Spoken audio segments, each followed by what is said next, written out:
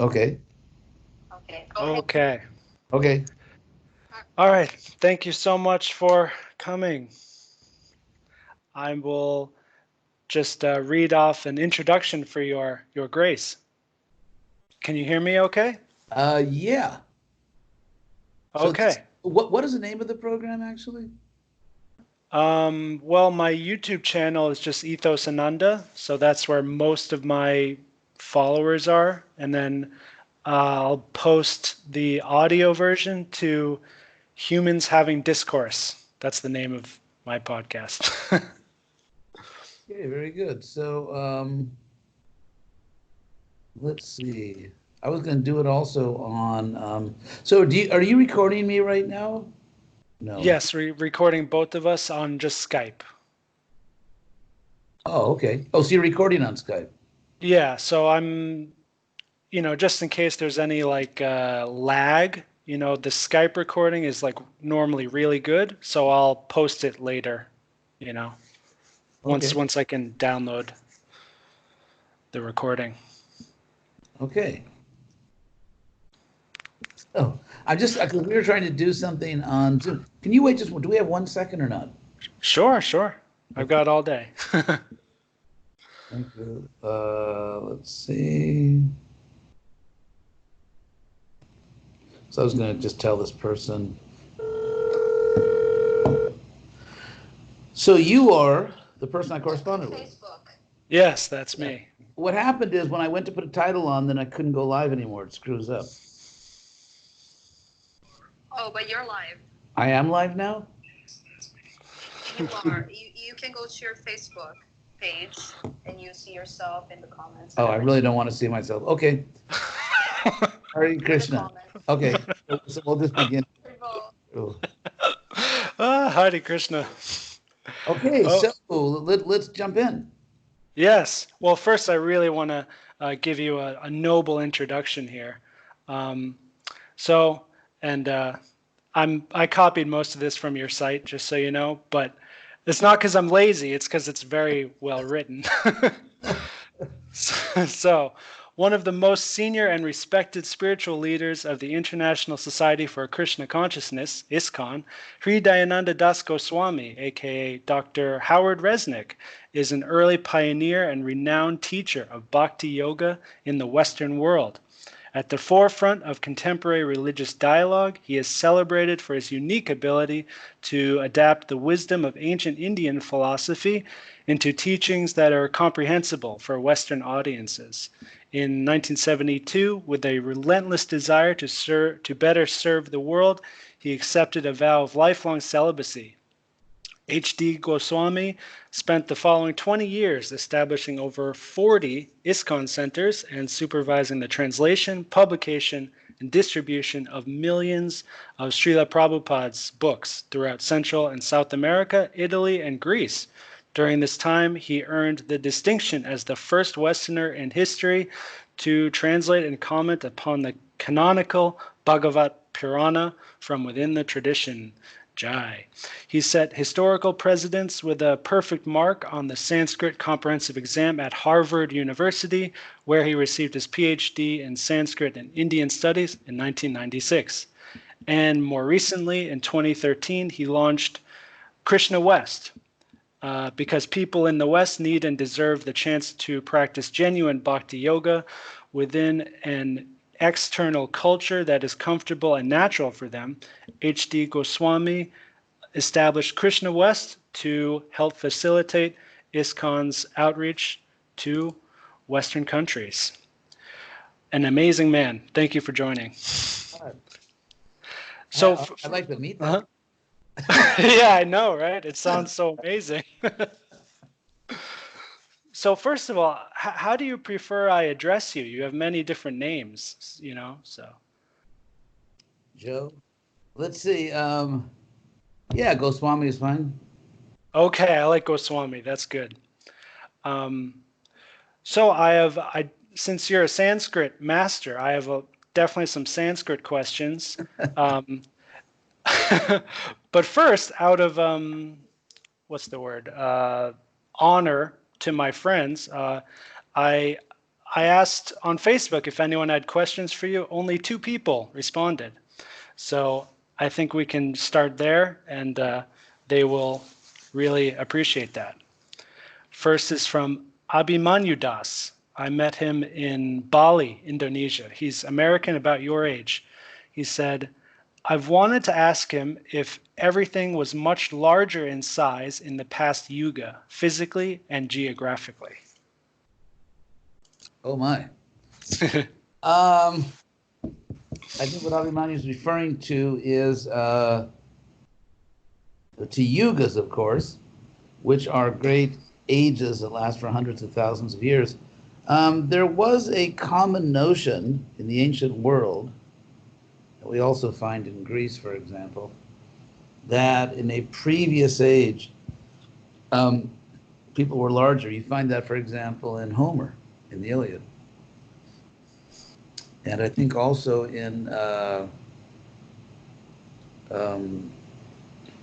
my God, the other great Greek writer, he wrote Works and Days, Rusty. Anyway, in ancient Greek literature, you find that. Also in ancient Greece, you find the notion that these 4 great ages of the earth, or perhaps other worlds, are compared to metals: golden age, silver, bronze, and iron. And so there are connections here between the ancient Greco-Roman world and, of course, ancient India. As far as saying that people were much larger back then, archaeologists, of course, won't be happy if I say they were. What we do have in the Bhagavatam, that key text we have, is a statement that in this age, things tend to be, the Sanskrit word is Shakti Hrasam, which means their power is diminished. I mean, we even know, for example, with modern agriculture, mechanized agriculture, that foods just don't have the nutrients they used to. And so if you can take that Shakti Hrasam, that diminishing of power, of Shakti, I'm not aware of any archaeological evidence that people were, let's say, much bigger in the past, and nor do the scriptures really say that. What we do find in our Sanskrit literature, and also in the Old Testament, by the way, is that people used to live for much longer periods of time. So you have people living for many hundreds of years, and so those biblical descriptions, I guess, of Noah and other patriarchs. I said patriarch. Hit me. So anyway, so what we do, there is some agreement that in a previous age people had more power, perhaps they were larger, or they lived longer. As far as what we would call today, somewhat naively, scientific evidence, that's not really there. So in the absence of any explicit scriptural claim that people were larger, explicit claim, like, how much bigger. God, imagine the basketball teams they had back then. Anyway, so I prefer not to, I guess, claim to know what I don't know. And so I'll just leave it at that. Fair enough. There is some evidence I found. The only evidence I've seen for giant skeletons were actually in North America. I forget where. It was in Minnesota or some random Midwest place like that, I think. They found a bunch of skeletons. Some were 7 feet, some were up to 8 or 9 feet with bigger skull size. Of course, this is not mainstream archaeology, so you got to do some digging to find this stuff. Actually, when you type in, I mean, I don't want to say Google because I don't want to endorse them, but when you giant skeletons in the U.S., here's an article. Of course, I can't obviously verify this. The Smithsonian, our own government museum that we all own, right? Because it's America. Smithsonian admits to destruction of thousands of giant human skeletons in early 1990s. Wow. So I also there's an excellent book written by two friends of mine, one who passed away, but Sadaputa, Richard Thompson, and Dudakarma, who is what's his legal name? Anyway, they're both devotees, and they wrote a book together called Forbidden Archaeology, or the Hidden History of the Human Race. And there is what sociologists call a knowledge filter, in the sense that what we find in the 19th century and early 20th century, that when archaeology sort of locked onto a certain view of the world, like this is how evolution took place, and so anomalous evidence was very efficiently dealt with by throwing it away, and or just denying it. And there are a lot of anomalies. So if you study the history of archaeology, the general picture, I think, is not, I'm not challenging the general picture, but there are a lot of anomalies, which, and so this is historically documented, this is not my opinion, you can read the book, and that anomalies tended to be just discarded. I remember I had a friend who was an archaeologist at Oxford, and he said one time when he was a student, they were out on dig, and he found some bone or artifact that was, it shouldn't have been in a, in a layer as old as he found it. It was because, according to their theory at the time, at that layer, you didn't find things like that. And so the professor just took it and said, oh, that can't be that old, so he just threw it away. So the notion that scholars are just objectively pursuing the truth, they're this noble race of people. No. I mean, some of them are noble, I'm sure. There's a very famous book by Kuhn called The Structure of Scientific Revolutions, which was had an extraordinary amount of influence in the academic community, which he showed that human beings are human beings. But if they're scientists, they become attached to a certain paradigm, and even when there's all kinds of contradictory evidence, they've invested their whole careers in that, so they just kind of go down with the ship. And then you get a new generation of scholars. Basically, an old generation dies off, and their worldview dies off with them, and then another view comes in. The great Scottish philosopher David Hume, in the early 1700s, mid 1700s, good old skeptical Davy Hume, he said that he argued that, and there's some truth in this, that people, based on their intuition, based on their attachments, their desires, their hopes, their all kinds of psychological stuff, they become attached to a certain idea, and then they look for, and this is called confirmation bias, and then they look for evidence to support it. And, seek and you shall find. So in psychology and in the sociology of knowledge, it's called confirmation bias, where because you are attached to confirming something, you find the confirmation. I mean, this is even true in relationships. If someone is like, convinced that, he or she is cheating on me or something, even when it's not true, and then they see all kinds of telltale signs and suspicious, like, why did she say that? Or why didn't he come back on time? And so there is an element in human psychology that kind of will see things in a way that they may not really be, because it confirms something that one is attached to believing, whether it's in the field of of jealous lovers or archaeology. And so there's all kinds. If I could just throw something else in here, Sure. At no extra cost to you, and that is we are actually living in an age of and witnessing a historical revolution, intellectual revolution. And if I could just explain that very quickly, because I think it's relevant to any sort of contemporary discussion of quote unquote spiritual things. And that is that, what was his name? Friedrich Hegel, our mutual friend, Hegel, the philosopher, so, who actually lived during the time of Jane Austen, but which is, I guess, kind of an honor for him. Anyway, so he had a theory of history which Marx, of course, embraced, which was a dialectical theory of history, and it fits. I think it's Newton's third law of motion. I always forget, second or third law of motion, what Galileo called the pendulum effect, and that is that every action produces an equal and opposite reaction. So if you think of a pendulum, the more you pull it to one side, that's how far it'll go to the other side. It'll balance itself.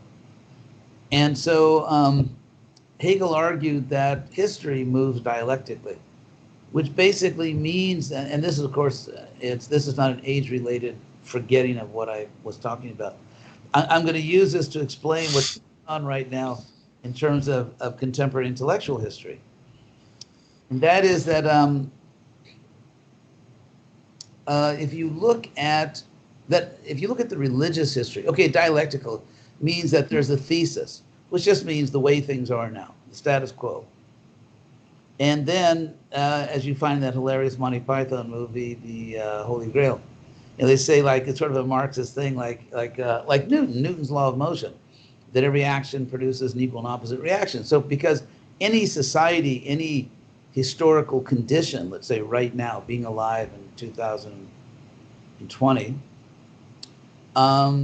it's not just an absolutely neutral culture we live in. Our culture has some extremist views. And as we know, in the future, people look back on 2020 and say, God, were they crazy?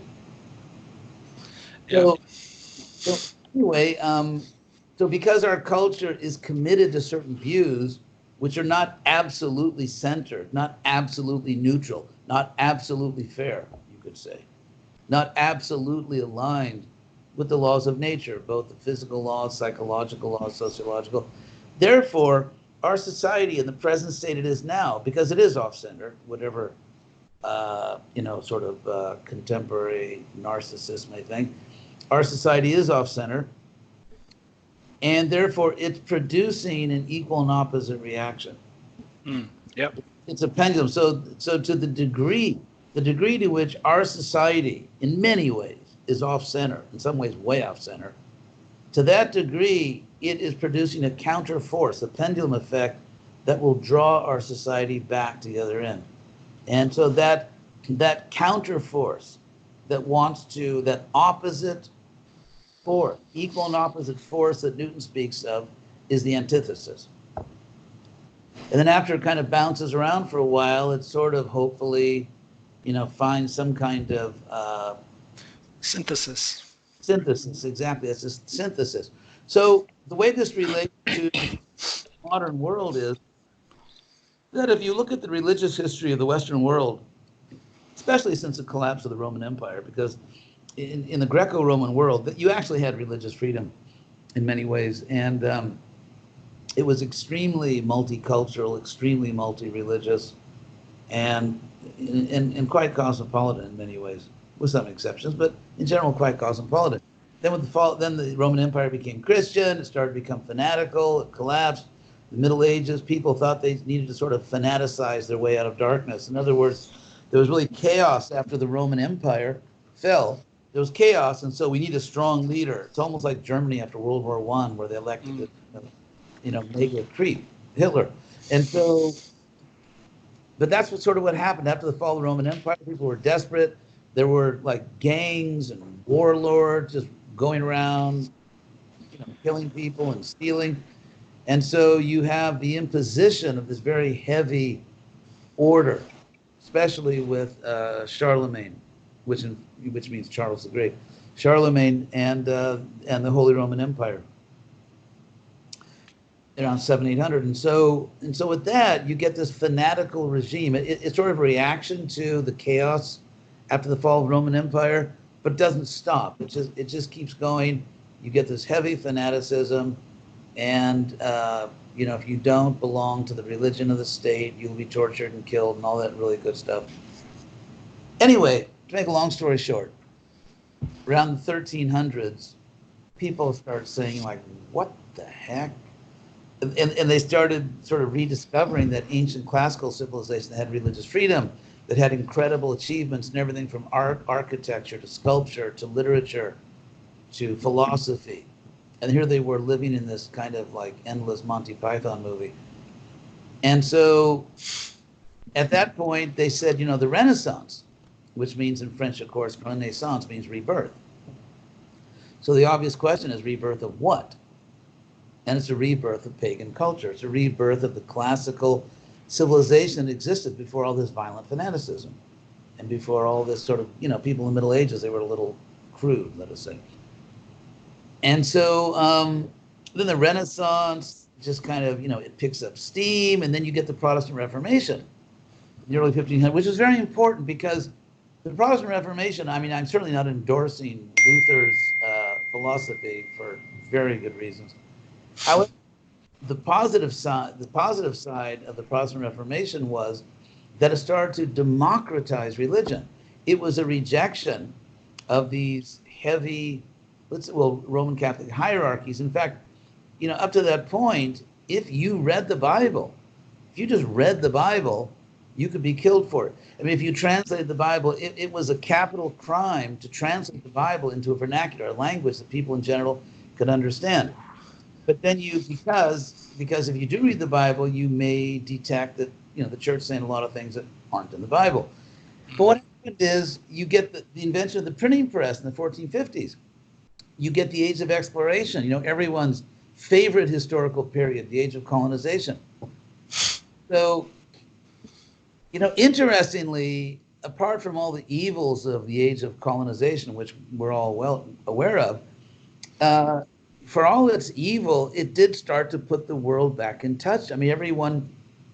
It started to develop a new cosmopolitan understanding. So there's a printing press. You get a printing press, and then you start discovering new continents, new cultures. So people write about this, and suddenly there's a skyrocketing level of literacy in the West.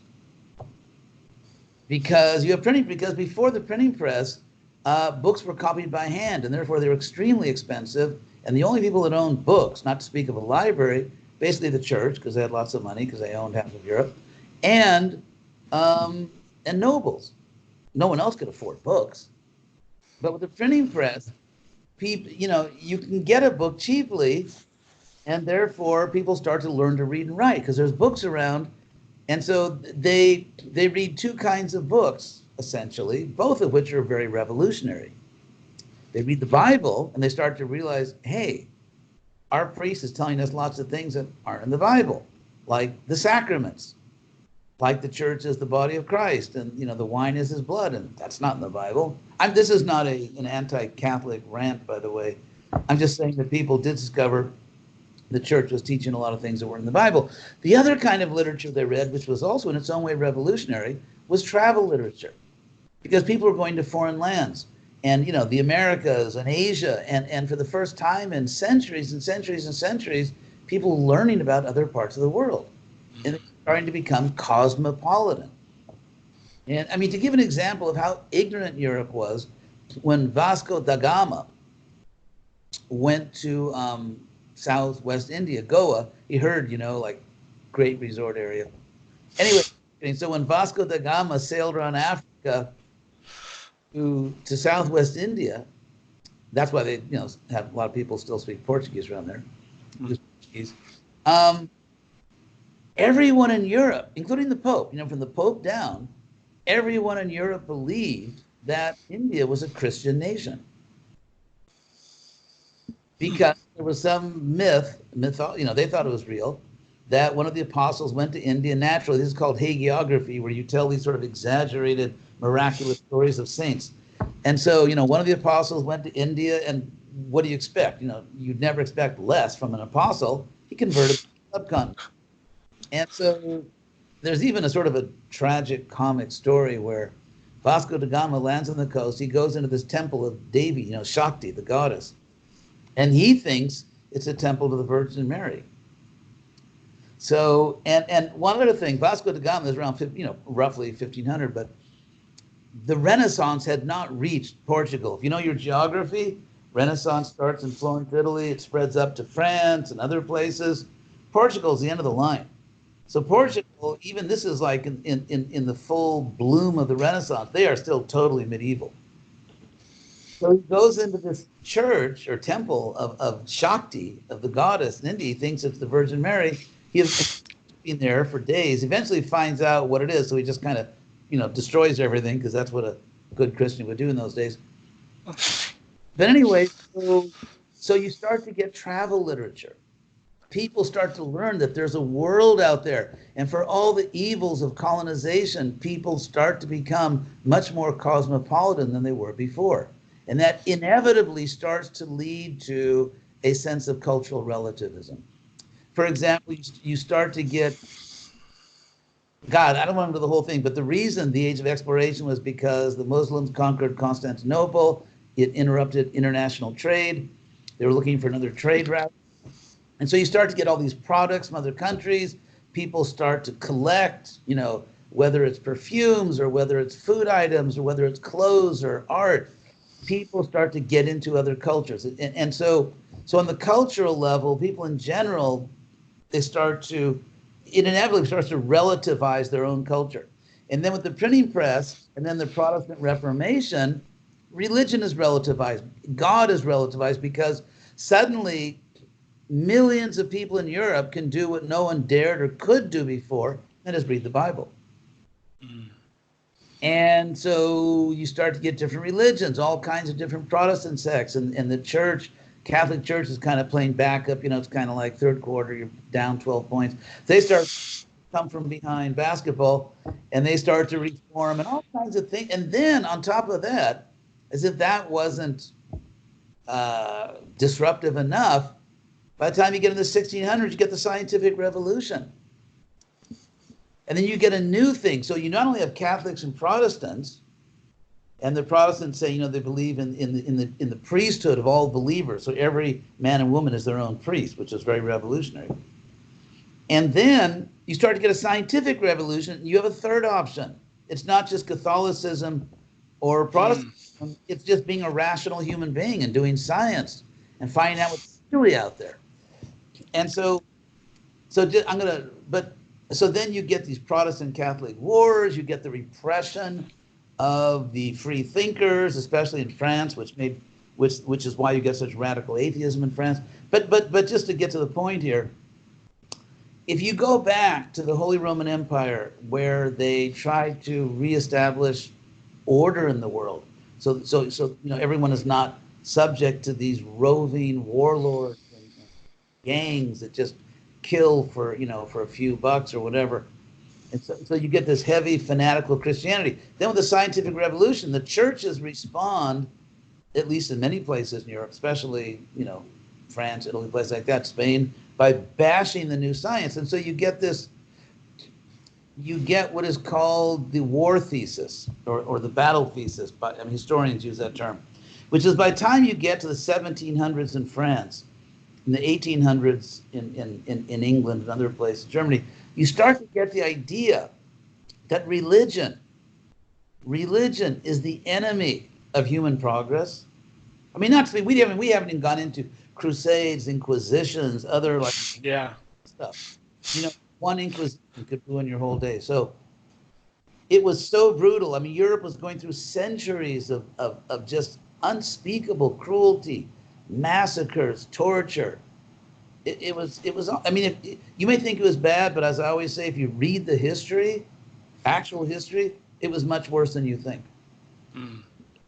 And so by the time, and then in contrast to that, you start to get science, and everyone can agree on it, because it's not like, are you Protestant, you Catholic, what kind of the, there's like 50 different Protestant groups. What kind of Catholic are you? Science is science.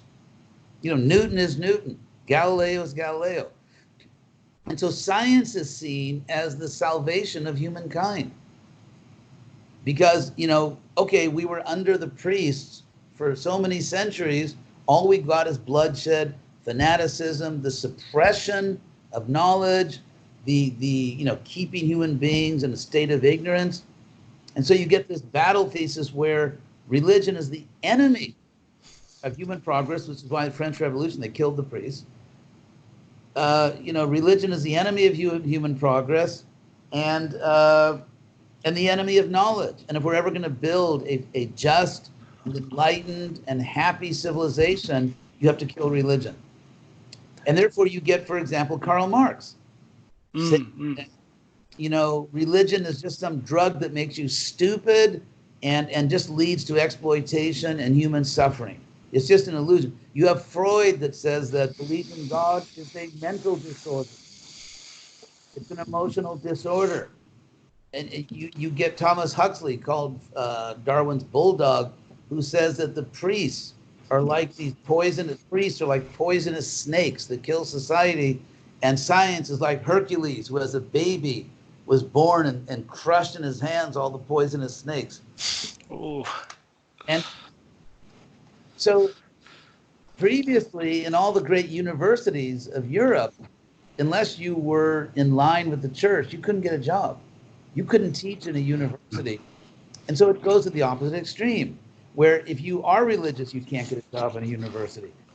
And it's payback time. And so suffice it to say, because of this, go back to the pendulum analogy. If you go back to the pendulum analogy, then you have this fanatical religion torturing people, murdering people, suppressing science, suppressing knowledge. And it goes to the other extreme, where religion is just the enemy, where, you know, religion is the enemy. And if you want to be, let's say, if you want to do research in any field, you have to assume methodological atheism. You know, whatever your, and this was the standard for academia in the 20th century. Whatever your personal views are, you have to assume for the purpose of your scholarship and research that there's no God. And so the point I wanted to make is that if you go back to the pendulum, and so this, say, materialistic, atheistic reaction to awful religion, you know, really bad religion, and the assumption that the natural philosophy, the necessary philosophy to conduct good science is materialism. If you want to be a serious scientist, you must assume that there's really nothing in the universe except matter. And that includes your consciousness, which is just a sort of an unusual configuration of matter. So what's happening now is the historical force that pushed let's say the Western universities or Western science, that historical force pushed it to materialism and atheism as a default philosophy for rational thinking. I remember when I was at Harvard, I was in one class, we were studying a group called Mimamsas, who were really centered on these very elaborate fire sacrifices.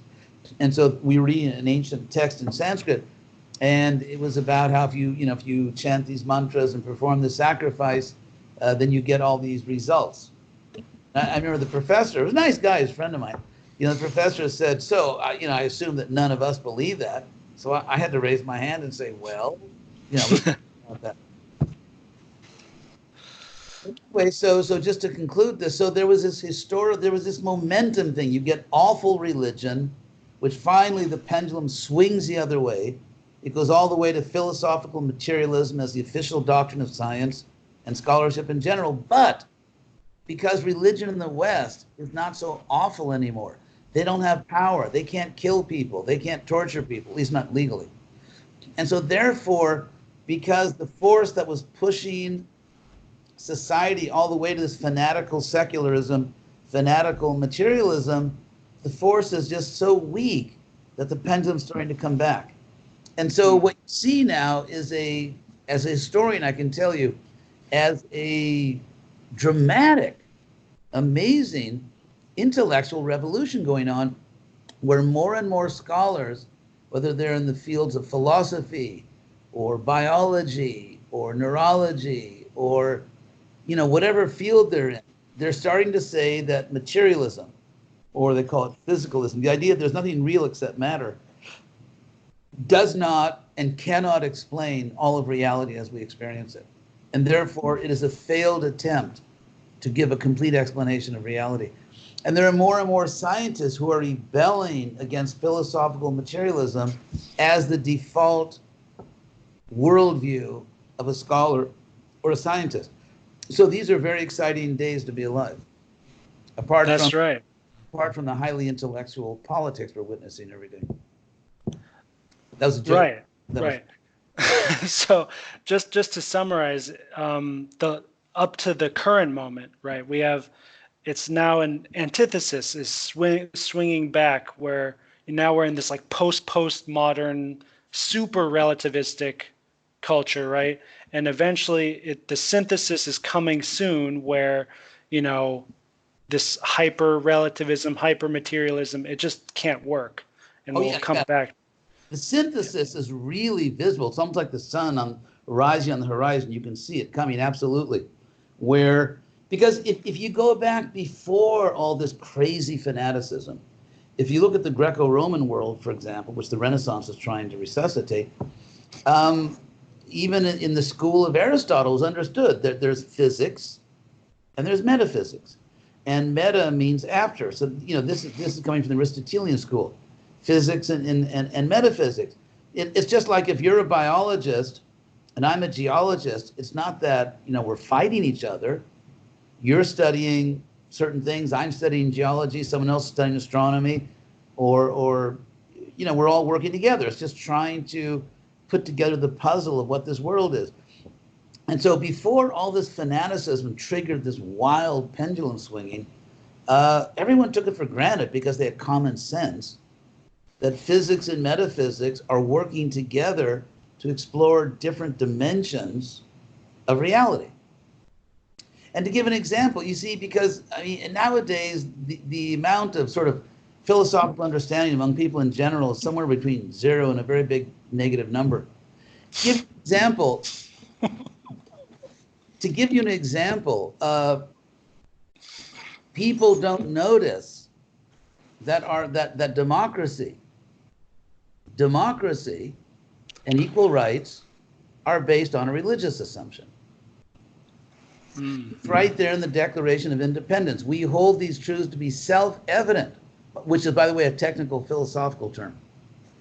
Self-evident means that it proves itself. It's an epistemological term, which means it requires no evidence outside of itself. Just like, for example, if someone asks you, why do you believe there's a real world outside your own mind, which you can't prove, by the way.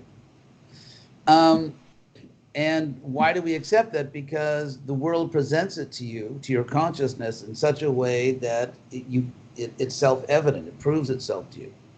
It's like, let's say you're sleeping and dreaming. You're dreaming, you wake up.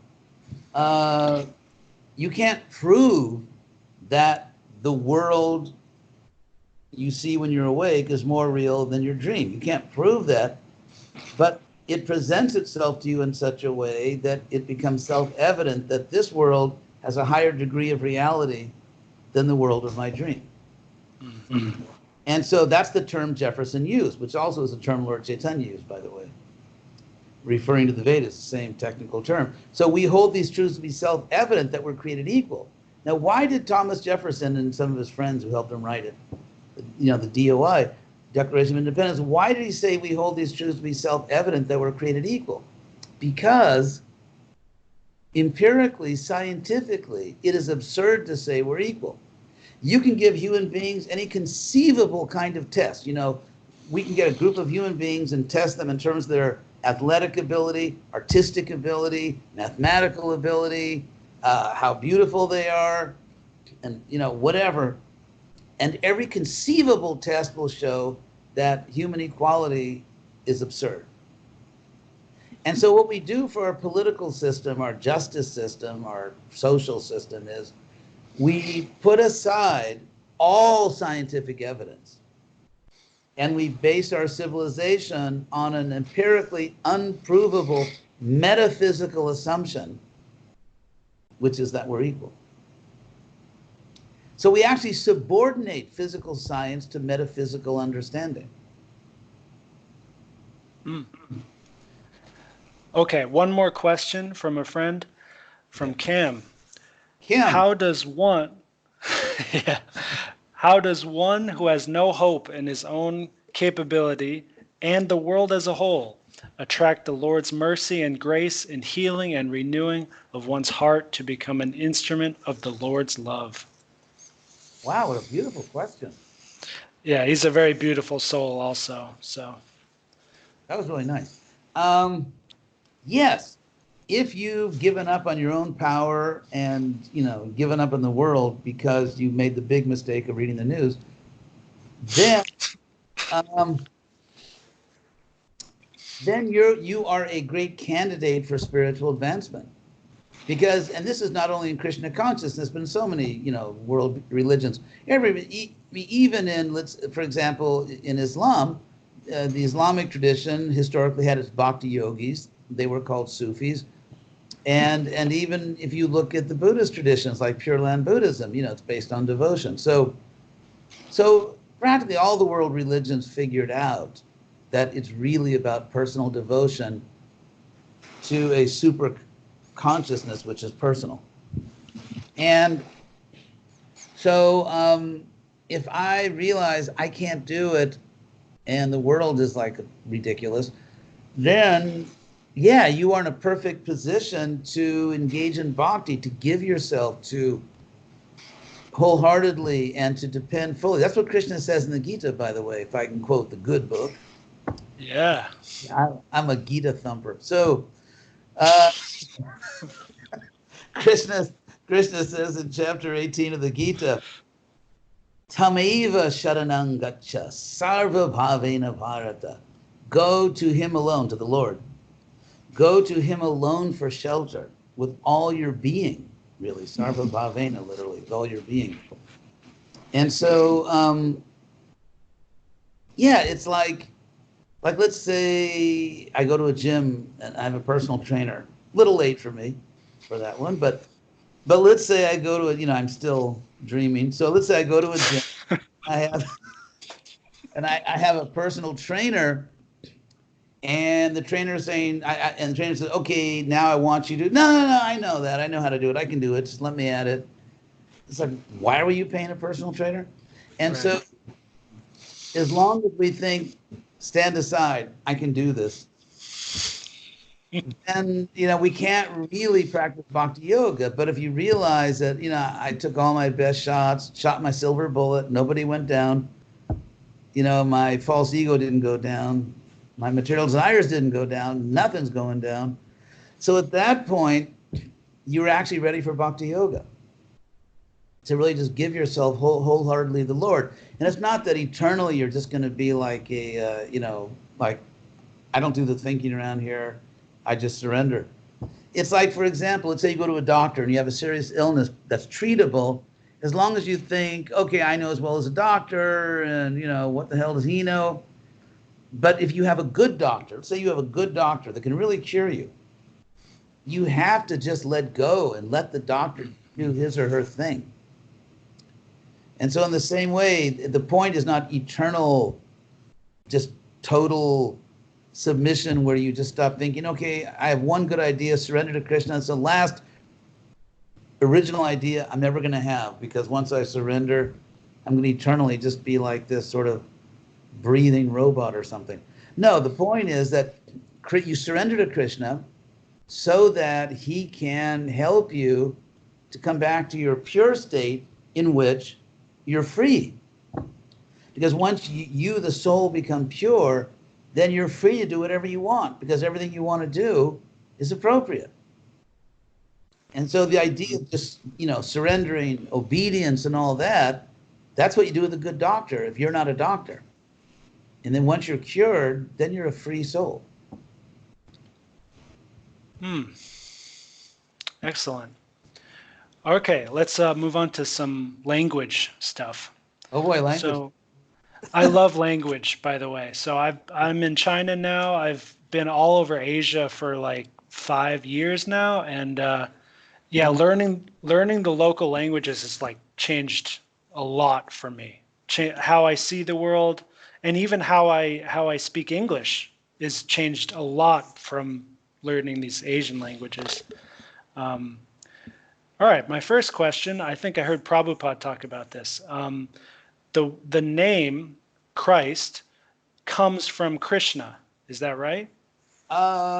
It's a sweet idea, not really linguistically. Okay.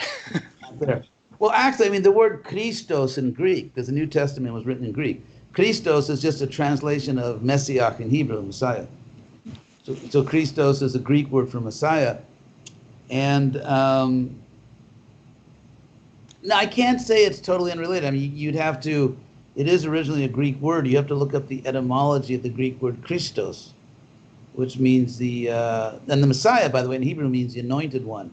In Sanskrit, that would be Abhishek, Abhishikta, like one who's anointed. Interestingly, the word Messiah, I mean, Messiah in Hebrew, in ancient Jewish culture, Israeli culture, the Messiah was not mostly, it was not for the most part a religious figure. It was actually a political military figure. So, for example, Cyrus the great Persian emperor who conquered Babylon and released the Jews from servitude in Babylon, sent them back to Israel and rebuild their temple, he's considered a Messiah. David, of course, King David is the paradigmatic Messiah. And Judas Maccabee, the hero of the Hanukkah story, who at least fought the Greeks to a standoff, he's also Messiah. So anyway, that's a whole other topic. We won't go to that now. What was really going on 2,000 years ago. But yeah, so whether the word for anointed one is related to Krishna, you would have to look up the etymology of the Greek word Christos. I see. It is still, well, like you said, it's a sweet idea, but I don't know, something inside me really is clinging to it. I can't see it as a coincidence. The sounds are so similar with Christo and Krishna. But those are called false cognates. Words that sound alike. But the Greek name Christos is derived from the earlier word, I'm having to read Greek here, Christos, meaning anointed, and which became the Christian theological term for the Messiah. The spelling of the Greek name Christos suggests a derivation from the word. I'm reading the Greek. My Greek is a little rusty. Christos, which in earlier forms of the language principally meant useful, and in modern Greek means ethical, righteous, good, just, upright, virtuous. So it's a good word. It's a cool word. But the word Krishna, from the root krish, which means to pull, to draw, and hence to attract. Mm-hmm. And na is an abbreviation of Nand, like Ananda. So Krishna is the source of pleasure. So if we say that Christos is based on Krishna, I hate to be the spoiler here, but if we say that the word Christos is based on Krishna, there's one sense in which I think it's definitely not the case, and that is that, let's say, Krishna culture was known in the ancient Middle East. Of course, they would have thought it was horrible because, all the forms of Krishna and everything. But so let's say, I mean, if you claim that Krishna was known in the ancient Middle East and around the time of Christ, and so they wanted to give a name which kind of sounded like Krishna or something, that's extremely unlikely. It's history. I mean, I wouldn't bet your bottom dollar on that one. And so if you have Christos as the translation, apparently as the translation, because Greek back then when the New Testament was written, Greek was English. It was English. And so they translated the word Messiah. They were trying to translate Messiach, and they felt the closest word was Christos, to say that the fanatical followers of Jesus who composed the followers of Jesus, who composed the New Testament, that they were sort of closet Hare Krishnas, and they picked a word to translate Messiah, which kind of sounded like Krishna. It was kind of like a dog whistle to their Vaishnav brothers in India. Well, I don't know. I mean, to each his own, but... Okay, moving on. Prabhu. This is one word all the ISKCONer people will say, right? So first of all, what does Prabhu actually mean? What's the morphology for this word Prabhu? Is it Sanskrit? It is definitely Sanskrit. Okay. In fact, if you want, let's see. Oh, I guess, someone convinced me to reinstall Google, and so now I lost all this, I got to actually find everything again. Okay, I'll read you what the word in the Sanskrit dictionary, what the word Prabhu actually means. I can, let's see, they use this dictionary from this old German, actually Monier Williams, that's the one I use. That's like the standard dictionary everyone uses. Sanskrit English Dictionary from Oxford. So the word Prabhu, it's from bhu. It's from the verb to be. In fact, the be in the English word to be is from, that's what bhu comes from. And then pra means like very or forth and so on. By the way, I always say that it's funny because the most famous lines probably in English literature, to be or not to be, that is a question. And in the Bhagavad Gita, the first point is, to be, Arjuna, to be or not to be, that's not the question. But anyway, so poor Shakespeare, anyway, maybe in another life. So the word Prabhu as an adjective means excelling, mighty, powerful, because it has a sense of existence goes forth from it.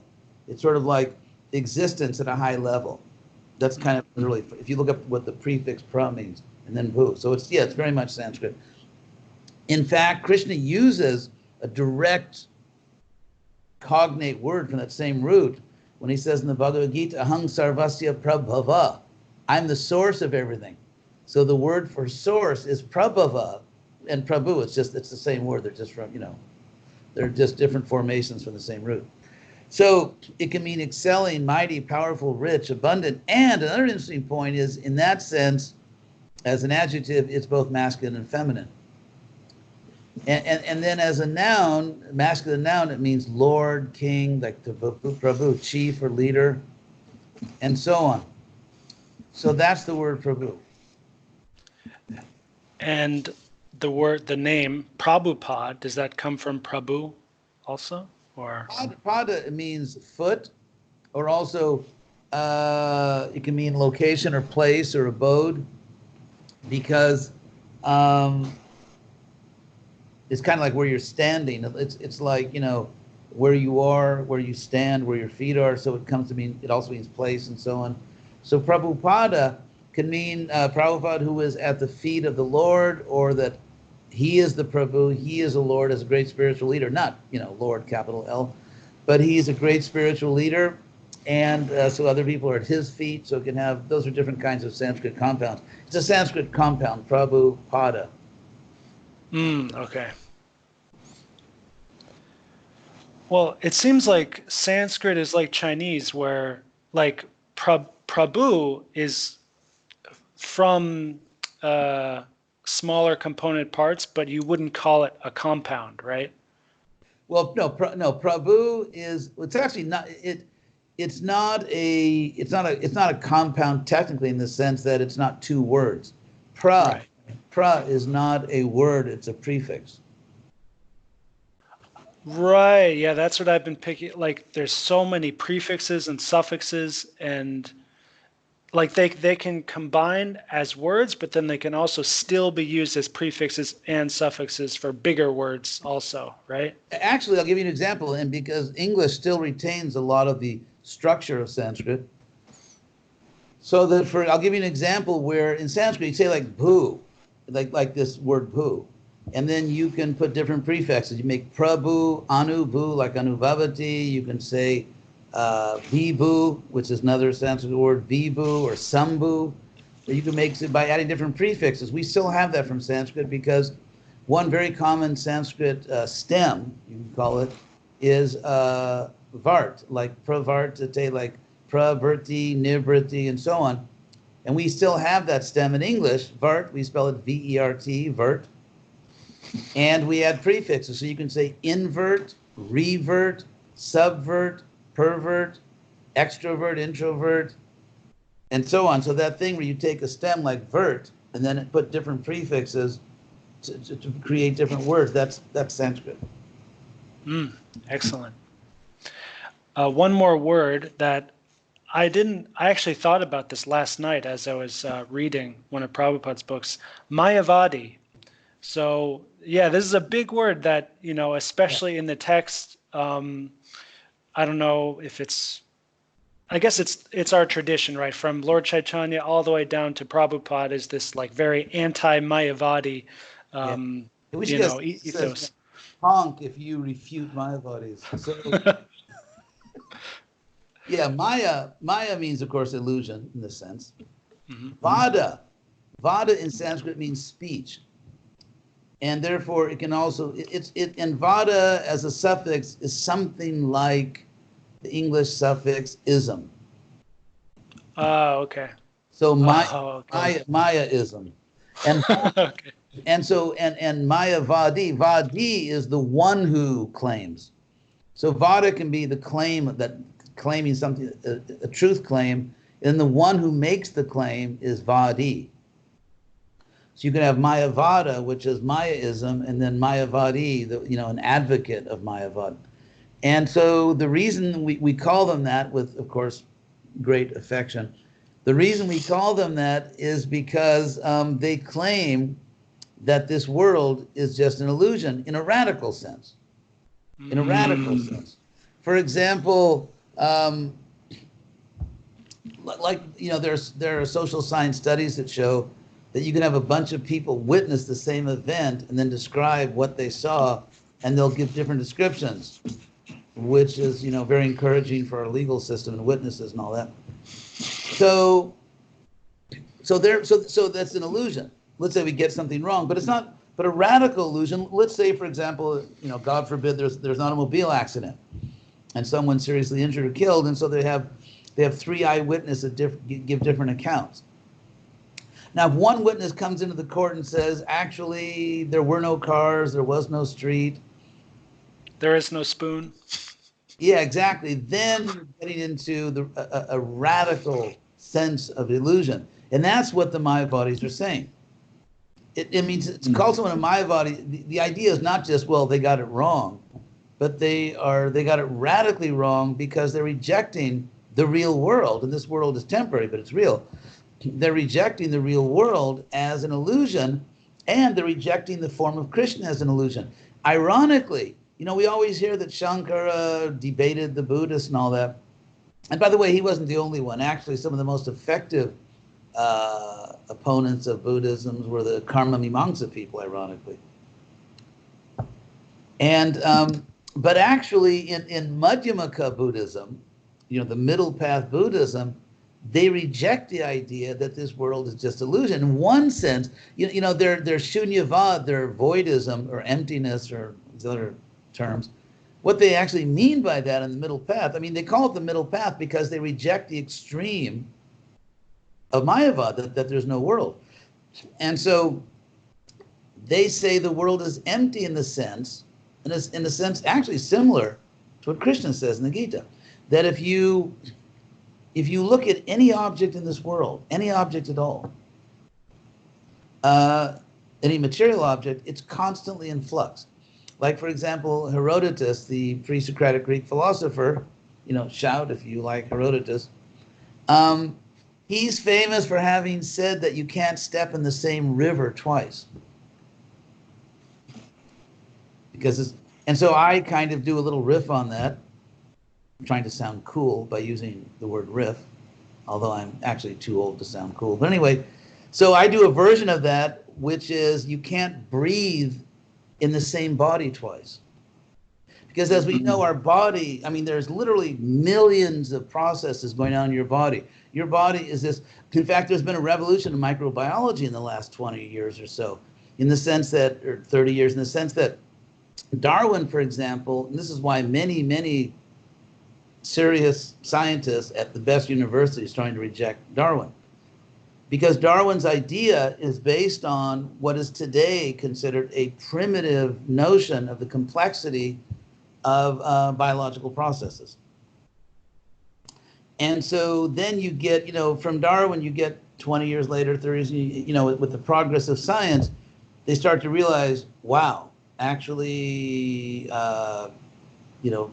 biological organisms are like really complicated. Cells are just like, it's like crazy complicated. And so now in the last 20 years or so or more, they found it's like ridiculously crazy, absurdly complicated. So that a cell is very much analogous to a totally digitized Amazon distribution center. Mm. There are motors in cells, there are distribution mechanisms, there's code, it's crazy. It's insane how complicated biological processes are. And so I got that. What was the thing we were talking about? Mayavadi? Yeah, my body. So therefore, in your body, everything's constantly in flux.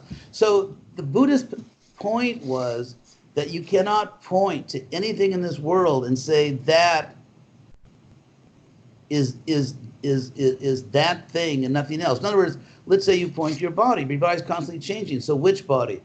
Or even if you point to, let's say, a mountain, as we know, erosion, or sometimes by seismic activities, a mountain is growing. Some mountains are growing. Some mountains are shrinking. Everything is changing. And there, you could say there's micro erosion on the mountain every time the wind blows and it rains and everything. And so you can't even point to a stone or a hill and say it's just that thing. It's that fixed object, because everything is in flux, which, by the way, Krishna also says in the Gita, in chapter 8, where he says, Adibhuto Ksharobhava, that the governing principle of the material world is Ksharobhava. Things are constantly in flux. And so ironically, and this is, I've never thought of this before, but it's really ironic. There's some ways in which the Buddhists, and their great debates with the, also they debated Shankara. I mean, it was like a melee. It was just kind of like, it's like one of those, one of those wrestling matches where everybody jumps in the ring at the same time. So it was Shankara and the Buddhists, the Mimamsas, really brilliant Mimamsas like Kumara Lavata. It was the Vaishnavas a little later when you get to Ramanuja. And they were just going at it. It was a free-for-all. And so ironically, the Buddhists, in some ways, accept the material world as real more than the Mayavadis. Mm. As I was listening to you talk about Mayavadi, I remembered, I think I may be the first person to coin this term in English. It's just like Mayavadi in Sanskrit, where it's like, it has like a strong aspect to it. Anyway, I call these people ball worshippers. Ball, like the Bible? No, like atoms and planets. So the materialistic view is all about balls. It's little balls that make everything up, and then it's big balls in the heavens. So I just call them ball worshippers. And yeah, there's a video on my channel about that. Yeah, actually, interestingly, you cannot do science unless you make metaphysical assumptions. Mm. For instance, Descartes first brought up the point. Descartes brought up this point, the type that's called Cartesian skepticism. And he was a great scientist, by the way. I mean, a great scientist. He's, unfortunately, people have forgotten that, but he's in digital technology, they're still using some of his stuff, some of his math. But he said, what if you doubt everything? What if you actually doubt everything you think you know? And so what if you are as he put it, some evil genius has captured you, taken your brain out of your body, put you in a laboratory, and just kind of feeding it, keeping your brain alive. And what if everything you think you know is just an illusion, which is you're being programmed to experience?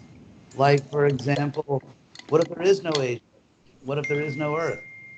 What if, the body you think you have doesn't really exist? What if your friends don't really exist? Your family, your life history? What if all of that you were just programmed to believe? And so, of course, in modern philosophy, they call it the brain in the vat. That's kind of the modern philosophy. And so, if you want, and obviously this radical skepticism, all it will lead you to is some type of serious mental disorder. And so you have to make that leap and say, no, I'm not a solipsist. I believe that there's something outside my mind. And oh, it's funny, what was it? There was one thinker that was kind of foolishly started preaching solipsism. So one of his students was joking, says, the scary thing is when he dies, we all go with him. Anyway, so So to get back out into the world, a scientist has to make a claim, has to claim that there's a real world out there, and you can't prove it, but you claim it's self-evident. And so it's also self-evident that it's wrong, let's say, to go and murder innocent children. I mean, you know that's wrong. And actually, you know that's wrong as deeply as you know that there's a real world out there. And so therefore, we live in a bidimensional universe because there are some metaphysical facts, like it's wrong to kill innocent people or to torture them, or that there's some important sense in which we're equal, or that yesterday really existed, which you can't prove, by the way, empirically. That's right.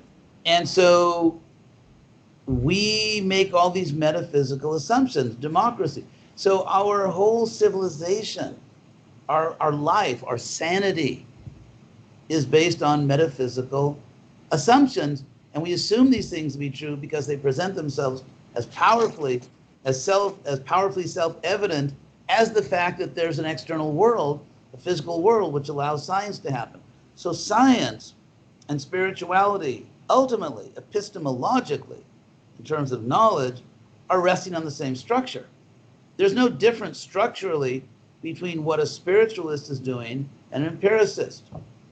They're simply they're claiming self-evident epistemic starting points in different ways, one in the physical realm, one in the metaphysical realm. But since we base our entire civilization on rejecting all of science and making metaphysical claims, namely we're equal, actually people give their lives for their family, for their loved ones. People give their lives for freedom, another metaphysical entity. People give their lives, in other words, they give everything they have that's physical for something metaphysical. So not only is the universe bidimensional, not only is there a real metaphysical dimension to the world, but we often subordinate the physical to the metaphysical. Okay. So those are all my language questions. I honestly could talk about Sanskrit grammar all day. I actually really like that stuff.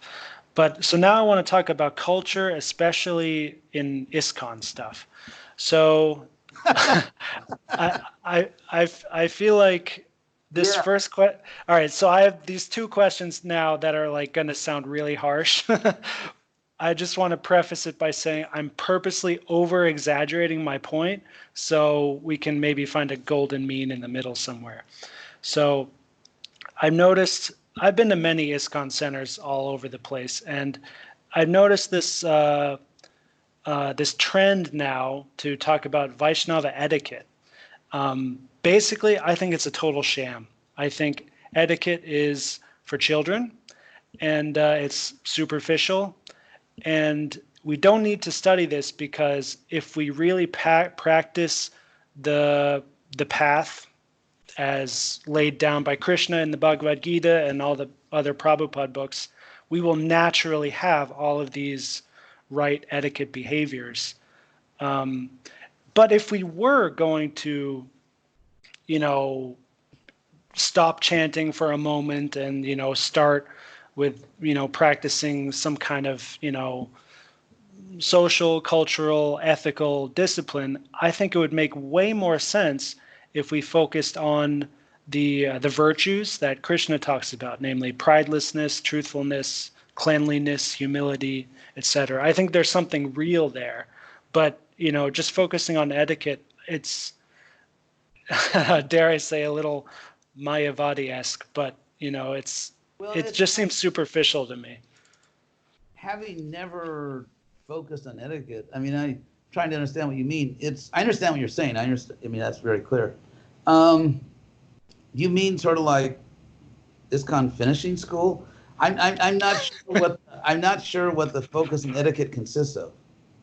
So lectures will be on etiquette instead of. What are some of the principles, the etiquette principles? I have no idea. How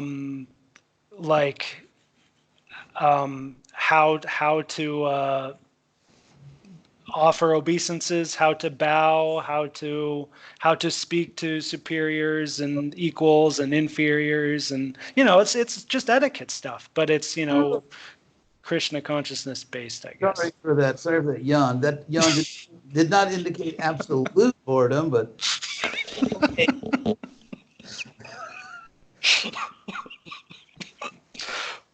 I would say that, myself being a very big fan of Jane Austen, I have to say that I'm a writer. I just finished a novel and I'm working now on Mahabharata, and so she's kind of like a writing guru, Jane Austen. But I have some attraction, obviously, to sort of the what the word be. Jane Austen's the first person to laugh at, if not bash, hypocritical outward manners that don't correspond to a real inner state of generosity, of reverence in the right situations, of virtue. So I'll tell you why.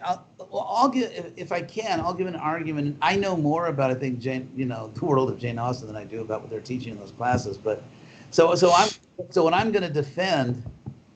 What I'm going to defend is my concept of etiquette, which I think is. I mean, you could say it's Vaishnava, but in a sense, it's universal because, see, in a sense, there's a confusion there linguistically because I don't mean what you said, but I think every society mandates or teaches or encourages or legally requires, however they do it, that certain deference be given to superiors and certain behaviors considered appropriate in relation to inferiors. I'll give you an example. Jane Austen's writing at a time which is completely the Industrial Revolution is just starting to kind of pick up a little steam, but still, in her time, and certainly from her point of view, ladies and gentlemen live in the country. They live in nature, and in Jane Austen, London just kind of like this dark place where people do bad things. Although there are some good people there, which she knows. I mean, she's very, but so how do you? So in those days, because it was there was no social care network. I mean, there were no government programs for the poor. There was no safety net. There was nothing, because you have a much older culture based on the land. In England, which you see very clearly in these books, is that in every village, let's say, or every little settlement, the richest person there was considered morally responsible to relieve human suffering. So, for example, in Pride and Prejudice, Elizabeth is just starting to learn that Darcy is not the villain she thought he was, and she goes there to Pemberley and realizes she just like threw away one of the greatest fortunes in England based on a misunderstanding of the person that proposed to her, and she's thinking, oh my God. So anyway, one of the things that changes her mind, and this is, by the way, the most popular romantic novel in the English language, according to Pope. One of the things that changes her mind is that she's talking to the housekeeper, who's not just a housekeeper, she's like the lady that manages the house. It's considered a very respectable position. And she's telling Elizabeth, because Darcy's gone, he's away. And it is another interesting thing. Back then, it's very clear, and Jane Austen was understood to be a very realistic writer. She kind of invented the realistic English novel, telling what the world's really like. And so you could go, if you were, lady or gentleman, you go to any house of any rich person and request a private tour. And if there wasn't something really going on, they were kind of obliged to give you a tour of the house. And then Elizabeth, who has this notion of Darcy being the villain, but then the lady that managed, more like a house manager, she starts to explain that, yeah, he's famous for his generosity. He helps the poor. No one, in other words, anyone within his reach, anyone in his part of England who is really can't eat properly, really doesn't have a home, he's morally obliged to go. And you get another Jane Austen novel. Again, this is what was really going on. Emma, where Emma Woodhouse, her father is the richest guy in their area. And she's this beautiful young girl, snobby, but still, and then she learns, becomes the heroine. But she's this beautiful young lady, maybe 20 years old, richest family in town, but she personally takes food and carries it to all the poor families. She personally brings food to the poor families in the village, even though they're the lowest and she's the highest. So every society, but then again, there were other restrictions. Like, for example, if you were in a lower social class, you didn't just go up to somebody and start chatting. You had to be introduced. In fact, there's that joke that there were two Englishmen trapped on this, island, and for years they never spoke to each other. And the reason is they weren't introduced. But anyway, so I guess what I'm trying to say, just by giving you a little example from England 200 years ago, is that the Vaishnavas may have a particular way of doing respect for a superior, how you treat an equal, what your attitude should be towards someone less fortunate than you. And so it'd be interesting and this is even interesting to see to what extent are the Vaishnava ethical requirements, to what extent are they really that different? Are they universal? Is it just what any good person would do? So my thinking is that I'm not a history scholar, but I just get a sense that it is kind of a universal thing. So basically, when we call each other Prabhuji, Mataji, all of these things are to show respect, to show honor. I don't do so much Mataji. Yeah, I don't either. But I'm saying, like, the reason behind it is it's virtue. It's honor, virtue, humility, these sorts of things. But so my point, though, is that if you focus on the reason underneath the external behavior, then you can, we can say in America, we don't need to say Prabhu, we can say sir or brother or, I don't know, master, teacher. I'm gonna argue in favor of a little more formality. Okay. It's my inner Jane Austen. So here's the argument that I would give, that Aristotle wrote a famous... here we go. I love Aristotle. He's my favorite. Honk if you love Aristotle. So Aristotle wrote a famous book called the Nicomachean Ethics. Oh, yeah. I just published a book on it. Oh, really? Yeah. So Aristotle says that basically, if you practice virtue, it'll become your second nature. That you really become a virtuous person. It's like sadhana. I mean, consider the notion of sadhana, which is practice. That even in devotion, because we have this love for Krishna inside of us because we're souls, but it's covered. But if we practice acting as if we love Krishna, it brings it out. So I would take the notion of sadhana bhakti. I would take Aristotle's idea that you become virtuous by practicing virtue, and I would say that calling someone Prabhu is, if someone is not serious about it. I would say if someone's not a serious practitioner, it's just like a speech habit. Okay, somehow or other you belong to the Hare Krishna movement. Be careful what you join. But anyway, somehow or other you belong to the Hare Krishna movement, and you're supposed to say Prabhu. So you say Prabhu as you rip somebody off, or as you throw them out on the street with not even food to eat, but you call them Prabhu as you abuse them. So I mean, obviously, I think what you're talking about there is hypocrisy, and there is no culture in the world that a hypocrite will not pervert.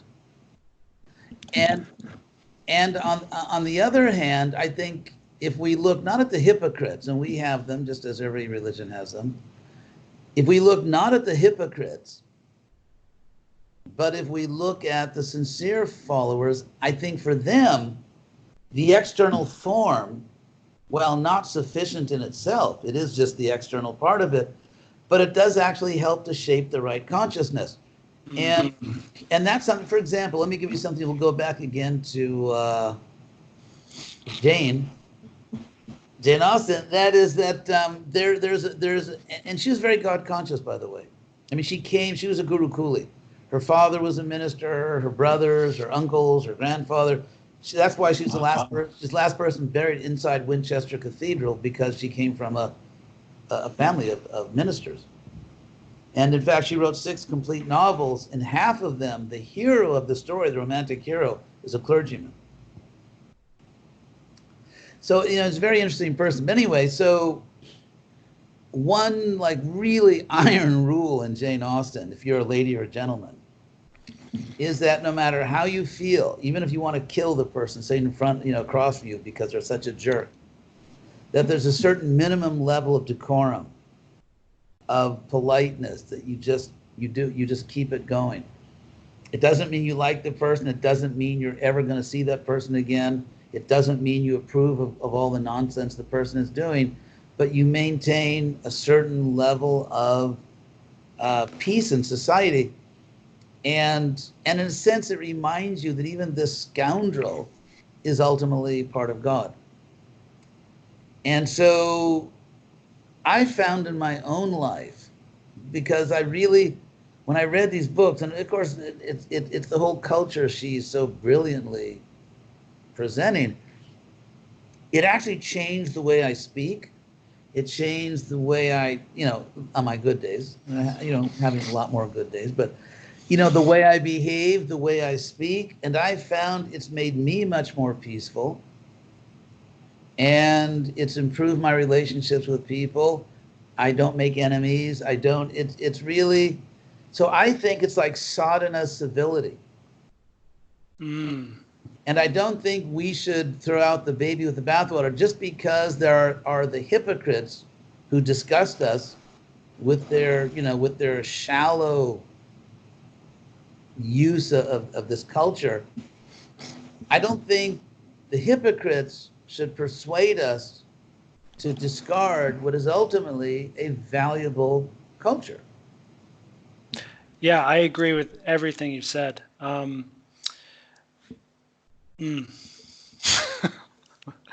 guess we can move on. On a similar note, I see some devotees, especially Western ones, who I feel are swept away by this LGBT, propaganda, basically. Some are even saying that this is a big rampant problem in ISKCON and we need to stop it and discrimination is bad and stuff.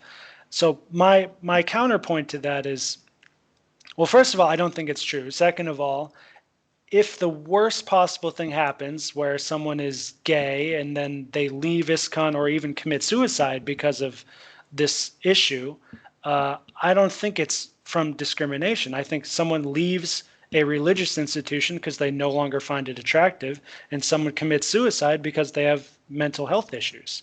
And that should be treated by a psychologist or a guru or, someone who's just qualified to deal with that situation. Does that make sense? I was the first sort of quote unquote big ISKCON leader to start advocating for gay devotees. I believe there are 2 genders, but anyway, so because like from my point of view, as someone trying to be a spiritual teacher, from my point of view, I couldn't care less what kind of body you have. It's like, I really don't care, and I don't care where you're starting from, because it's not about where you're coming from, it's about where you're going to. And so if I'm trying to get to Krishna and you're trying to get to Krishna, I mean, obviously we're coming from different places, but who cares? And so my point, I wrote an essay on this actually, and I discovered a few things, like, for example, there's no explicit reference to homosexuality in the Bhagavatam. It's actually not something, even the reference where Brahma, where these demons ran after Brahma, if you read the actual Sanskrit and if you read all the Acharya commentaries, it turns out that Brahma was sort of creating almost like these, not platonic forms, but kind of like these subtle templates for all the different items with which he was going to populate the world. And so he created sort of the template for, or the proto form of a very, very beautiful woman. And it's clear in the text and in the earlier commentaries that the demons are running after this woman. They're actually, and so when Brahma casts off this perfect form of woman that's going to be the template for creating females in the universe, when he casts it off, they go chase that. And no one wants the male Brahma.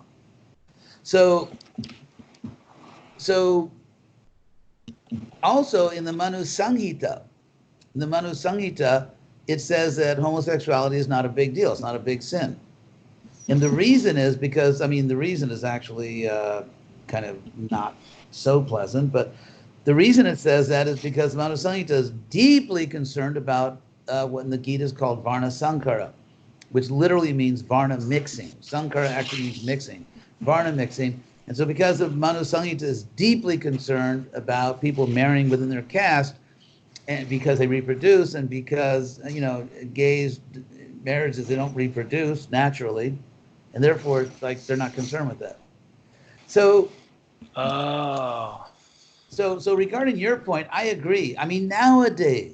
Nowadays, there are so many places in the world, even conservative leaders, like if someone comes to a temple, say a gay couple, who cares nowadays? Yeah. Everyone's got enough of their own.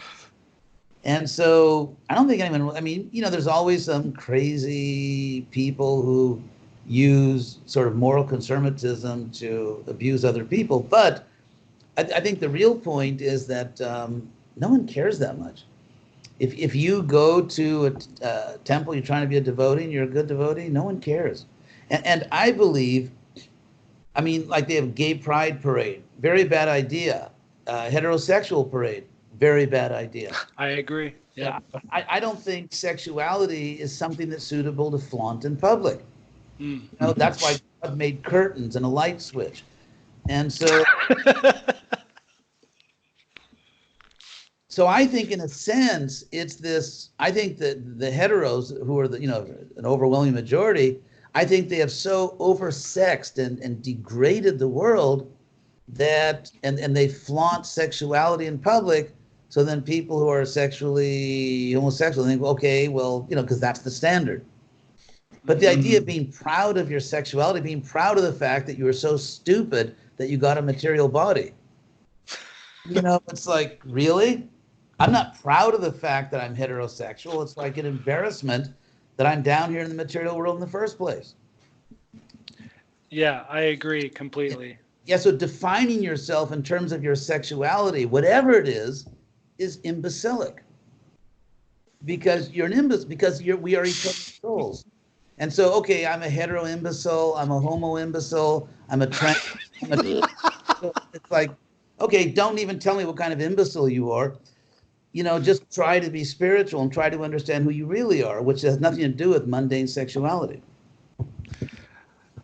Excellent. We agree there. This next one, so I hear many people talk about the spiritual world and the material world as if that's it. There's two worlds. But Krishna in the Bhagavad Gita says many times there are three worlds. So that's something else. Okay, so what is he referring to with the three worlds? Yeah, very common term, Triloka. That's referring to the three levels of the material world. Oh, the three gunas? No, three levels. The basically the upper class planets, the middle class planets. Oh, okay. That's Triloka. So, I still feel a little suspicious when I hear binaries and dualities. Like. Okay, let's see if we can dissolve that duality there for you. Okay, thank you. Yeah. Actually, there's only one world, which is the world. And in that world, there are different neighborhoods. So you could think of all the material universes as just sort of like, that's a neighborhood. It's kind of like the penitentiary. So the material world is just, Prabhupada once said, it's like a cloud in the spiritual sky. Because if you think about it, there's only one thing, which is reality. And there's just one reality. And in that reality, there are, there are higher and lower worlds based on, And of course, I mean, you're right, because there's all kinds of stuff going on out there in reality. I mean, you know, we hear about Shiva Lok and Devi Lok, and it's a big creation. It's a very big operation.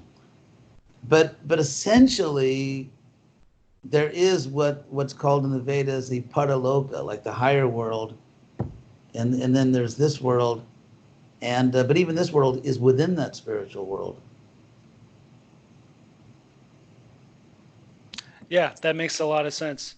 So I've noticed in general with dualities, you can transcend them by going back to one or up to three. So yeah, we took the two worlds, made it one world with little parts inside. And yeah, duality also has the sense, the way Krishna uses the word dvandva, duality. In fact, the word dwa, duo, I mean, you know, our English is from the Sanskrit.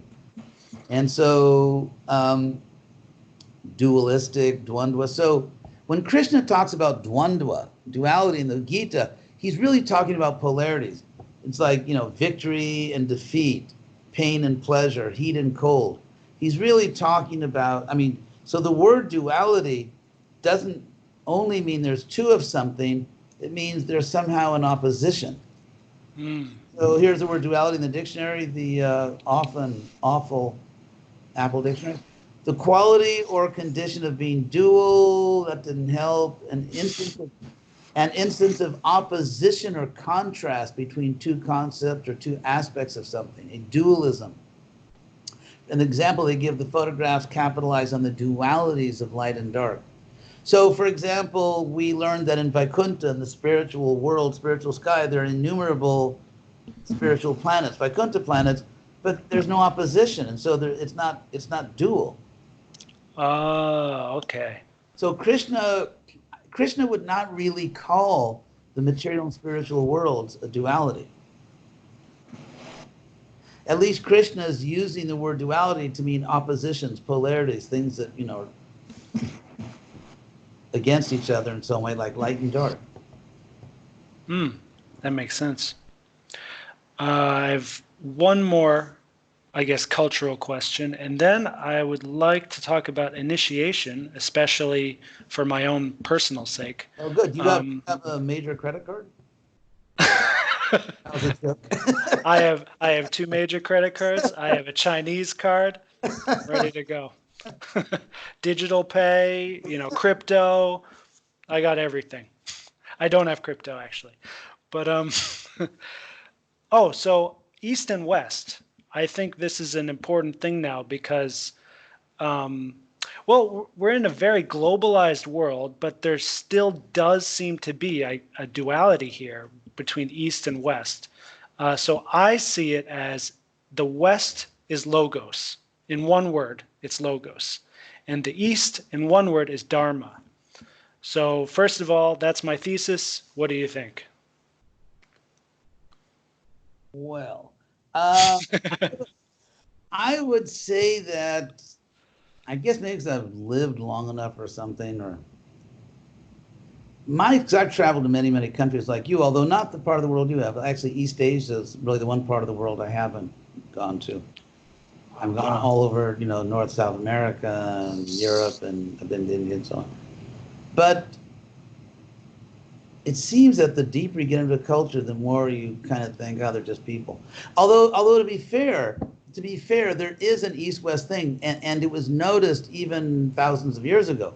For example, the earliest documented, sort of well-documented contact between what we would call East and West is in the great wars between Persia and the Greek world.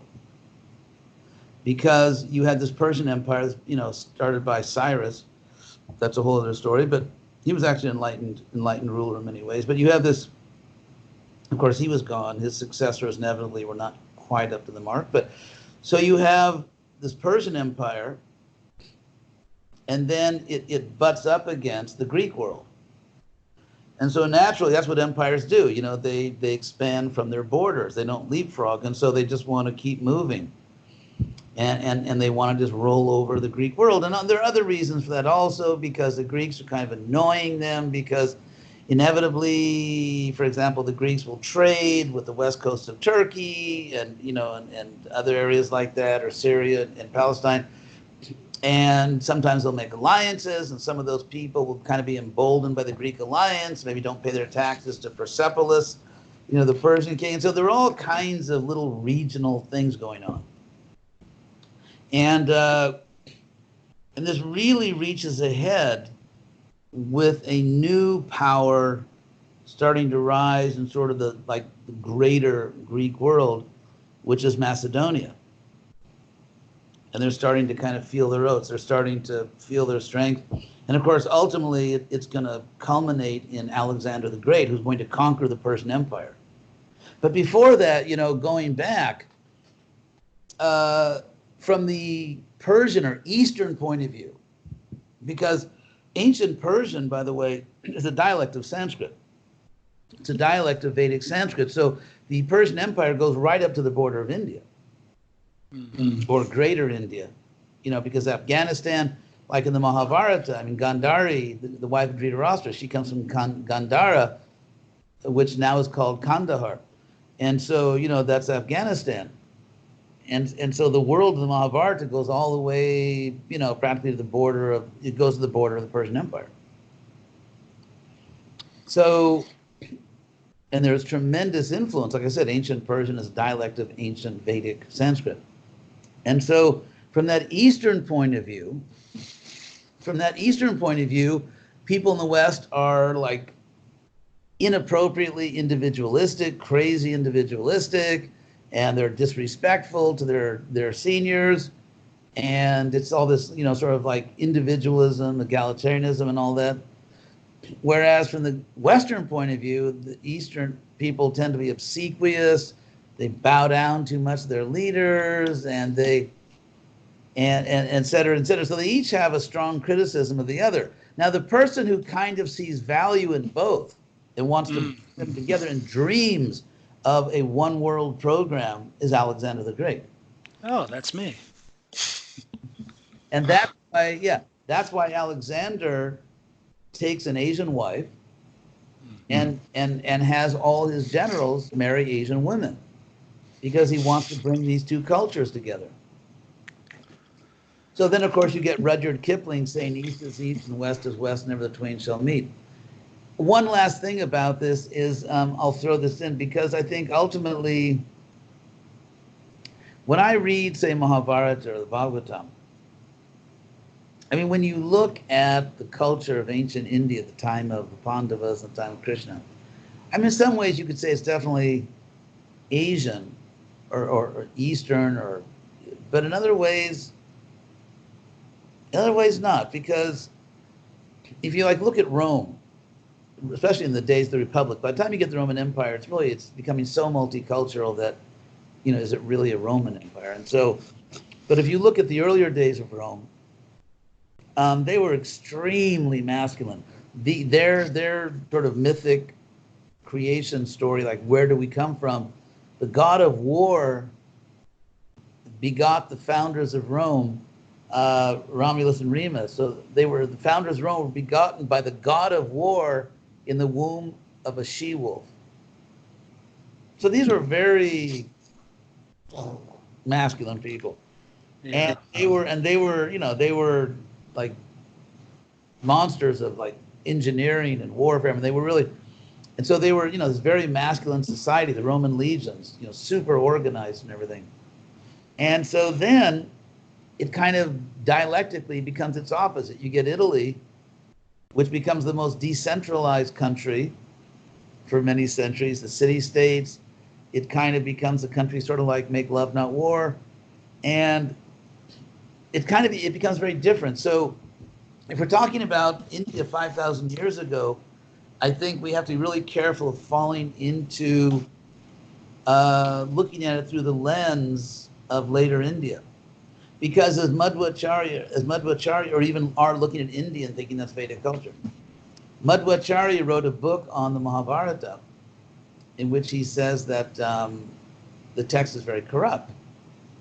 Because writing didn't start in India until about 2,000 years ago, and a little over 2,000 years ago, 2,300 years ago. And And so, and Madhvacharya, in our Sampradaya, says the Mahabharata Sanskrit text we have today has really been, it's not the original. I mean, in some ways there's a lot of changes.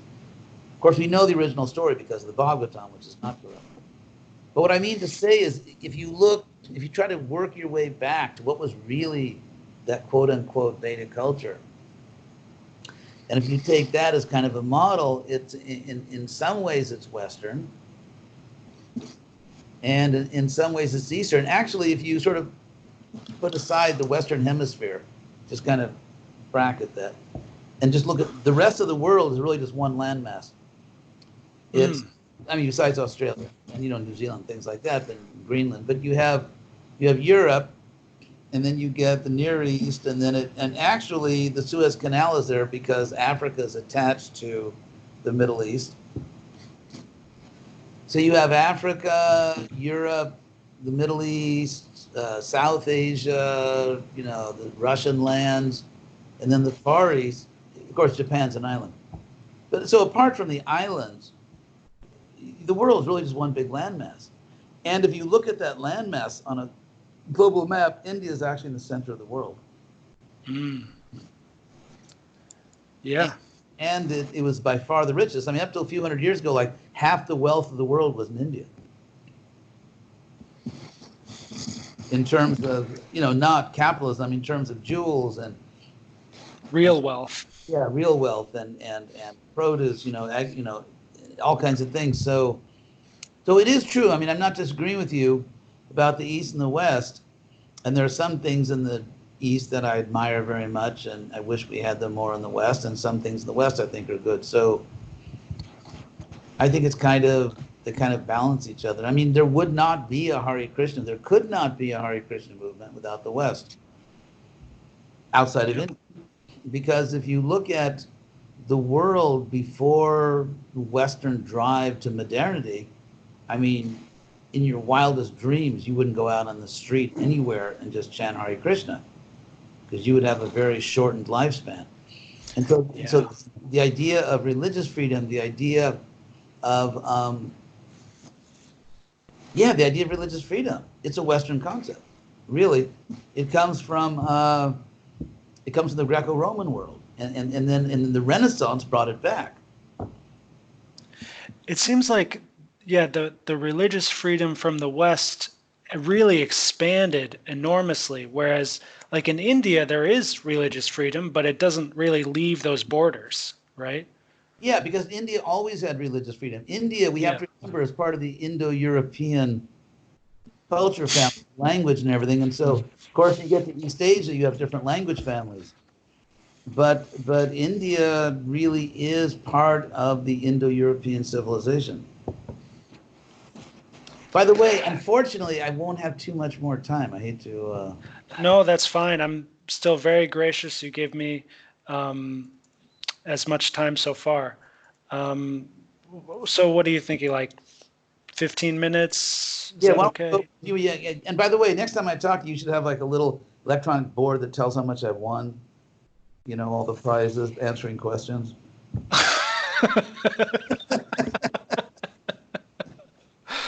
Oh, yeah, that's a great idea. There's so many things like that. I think of operations, it's taking me a while.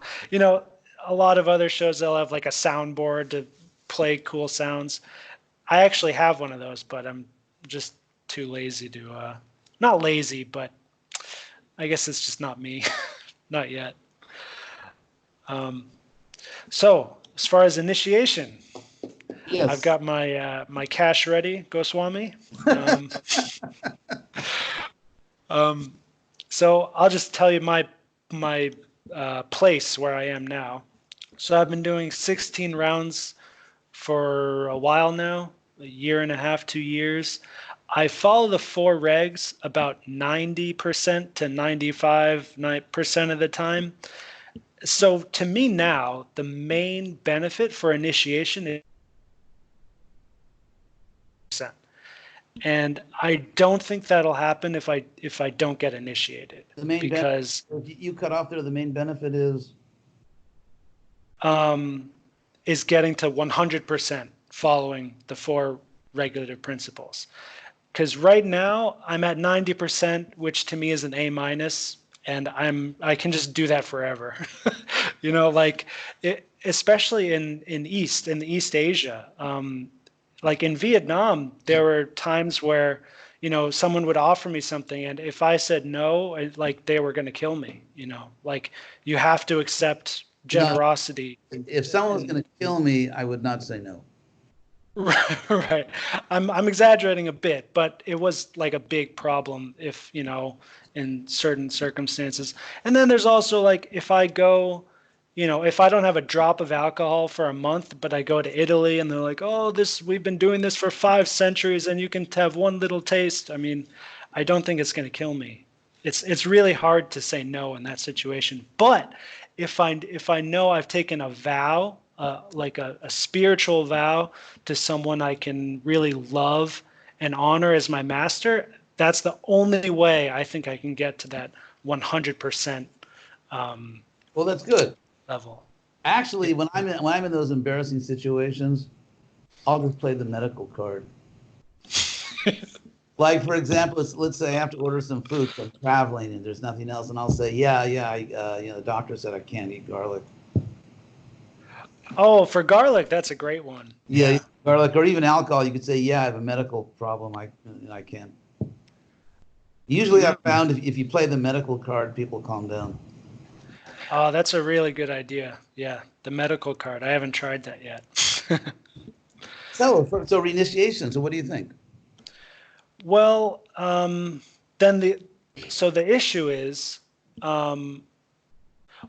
so to me, and Hinduism and Buddhism, the East in general, the spiritual master and disciple relationship is like very sacred and very serious. So it's definitely not something I want to just jump into. But then on the other hand, we have Diksha gurus and Shiksha gurus, and Prabhupada himself said that initiation is not much more than a formality. So I'm trying to there's like the sacred stuff I want to keep, but then there's also like how much do I need a guru I can totally depend on if it's just oh, you already have the program, I'm just like, it's like a baptism or something all right, so yeah, I understand what you mean. It's like if a priest marries you, you may never see the priest again, but you're married. Yeah, I guess it's like that. Yeah. I think my view, I've thought about this. I have a few views on the Guru institution, having been one for actually most of my life. So,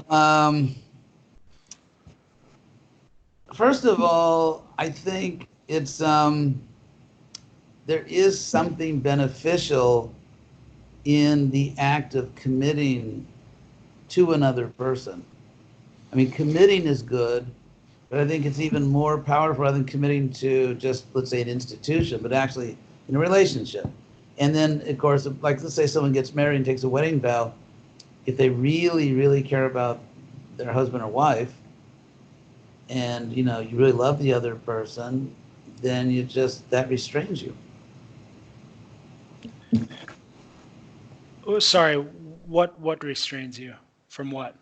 Your sacred vow to another person, let's say in marriage. Restrains you from adultery and all the other problems. Yeah. Because if you truly love someone and you really, and you're fortunate in the sense that you're able to love someone, because some people can't really get out of themselves enough to love another person. But if you're able to love another person and you would never consciously do anything that would seriously harm them or hurt them, then I think that acts as a powerful restraint. And so, of course, I think it's important also that the guru know how to do his or her job. By the way, I'm completely in favor that women can also be gurus, but And I think it's kind of nutty that, they're not right now in ISKCON. But I don't want to say he, guru he, because I think it should be a man or a woman. But the point is that, 'cause I really don't care what kind of body people have if they can do the devotional service properly. So I think if someone is able to have a genuine relationship with the guru, and for the guru side, I think it's really important that gurus understand that their duty is not to keep their disciple in a perpetual state of mental infancy or childhood. In other words, it's not, a guru doesn't mean, like for example, Narada Muni, that famous story in the Chaitanya Charitamrita of Mrigari the hunter, where he was killing animals, and so Narada went, he enlightened him, basically initiated him, and then he left and came back, occasionally to see, hey, how you doing? And so in the classical, the idea where the guru actually manages your life, like do this, don't do that all day, that is in the Gurukula, which is elementary school. Right. I mean, that's what my mother told me when I went to school, just do whatever the teacher says. And so in an adult guru-disciple relationship, it's not the guru's job to treat the disciple like a child. And the guru is supposed to give the disciple or offer the disciple real Krishna consciousness and guidance. And so I think if it's an adult relationship with mutual respect, and people commit to each other in that way, then it's not so daunting. So let me get, I guess, maybe closer to the heat of the issue. When I think of Prabhupada, I can easily see him as my master in many ways, and there's really like a deep spiritual love there. So, but for most of the ISKCON gurus now, I see them, and I don't mean offense by this, of course, but I see them as teachers, as great devotees, and leaders, but I don't have the same heart-to-heart kind of attraction there. Well, in a sense, it's not my job to be another Prabhupada because, I'm not. I think my qualification, if I have one, is just that somehow or other, despite my many deficiencies, of which I'm more aware even than people on Sampradaya San. But anyway, I mean, despite all I call it Sampradaya Rahu, but so, despite all my deficiencies that I have to live with every day, somehow or other, I was able to please Prabhupada. When Prabhupada was here, he was very pleased with the service that he empowered me to do. And so I am confident, this is what I can do, like in terms of what am I able to do. I think that I'm able to train people. By the way, I'm not making a pitch for your Dakshina. But I think what I'm actually able to do is to train a disciple to please Prabhupada. And so the fact that you see Prabhupada on a higher level just means you're not a fool. Because Prabhupada is on a higher level. And to say that, okay, well, you have feelings for Prabhupada, but you're special just for Prabhupada, I think that's natural. That's completely natural. And that's what I see as my job. There's ideas where let's say I'm going to come back and sort of pick up your soul and, take to that spiritual planet.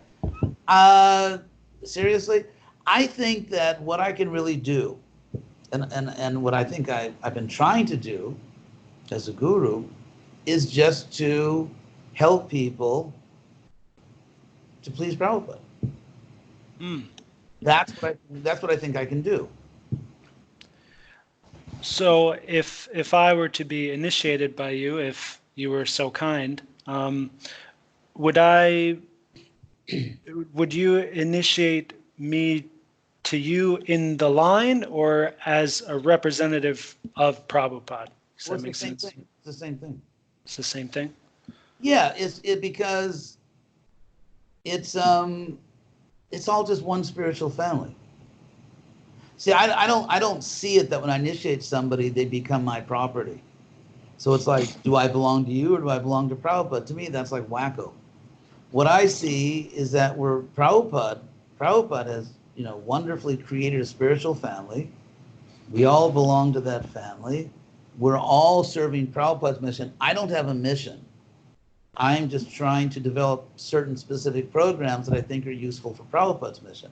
So I don't have a mission, and I don't think I own my disciples.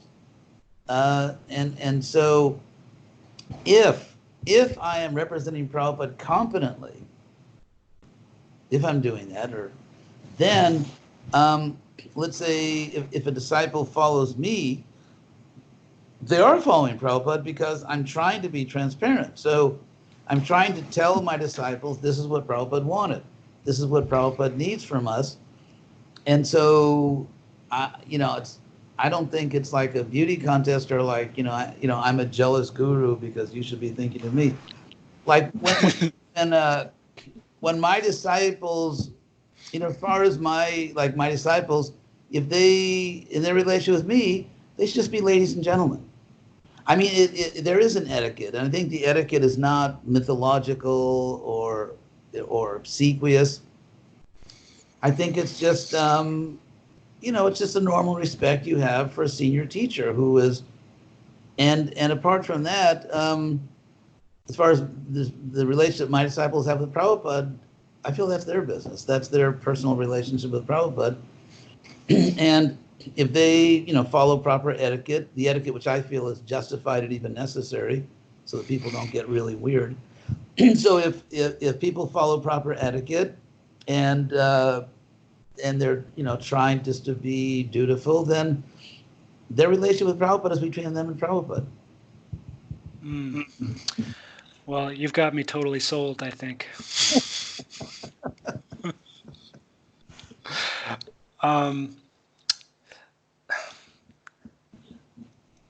I don't know. I'm all nervous. But how about this? Here's one really fun question to finish it off. Okay, last question. Is the Earth flat? I think some people have flat heads, but I won't say who. But no, the Earth is not flat, and the fact that some people think that is testimony to something I won't go into. But actually, Siddhartha, who passed away, my godbrother Siddhartha, who was, I think, absolutely without question, the most brilliant scientist that ever joined the Hare Krishna movement. And he was a true genius. I don't say that about a lot of people. I may say, oh yeah, that person's really smart or they're intelligent, but I don't use the G word that much. Mm-hmm. But Siddhartha was a genius. And he showed mathematically that in of course there's debate about this, but in Bhumandala in the 5th canto, which Prabhupada said many times, he didn't really understand that well. In fact, Prabhupada told me one time I was Prabhupada's secretary in Mayapur in February 76, just the month before the Mayapur festival, and then I was going to go travel, and he didn't really want me to travel. So he said, why don't you just stay here and try to figure out the 5th canto? Like, I don't know what it is. So Prabhupada said, he told Hari Shori that, he told many people that. He just gave a basic Sanskrit translation so people could try to figure it out. So what Siddhartha showed is that if you take all those concentric circles like oceans and islands, actually the 5th canto of the Bhumandala is describing the solar system. It's describing the solar system using a level of precision that wouldn't be discovered in the Western science for many centuries after that. Mm-hmm. And because there's something called the ecliptic, that means if you, let's say, get a 3-dimensional model, here's the sun and here are the orbits of all the planets in the solar system, and so just the way God made the world, that if you think of those orbits of the Earth and the other planets as sort of like drawing a plane surface, which is the orbit, like whether it goes above the sun or below the sun, then it turns out that all the orbits in the solar system around the sun are roughly on a plane. They're not like a gyro going every which way. They're roughly on a plane, and that plane is called the ecliptic. And if you measure like say average or occasional distances from the sun, distances from each other, the fifth canto is actually describing is giving a scientific description of the solar system long before it was available in the West.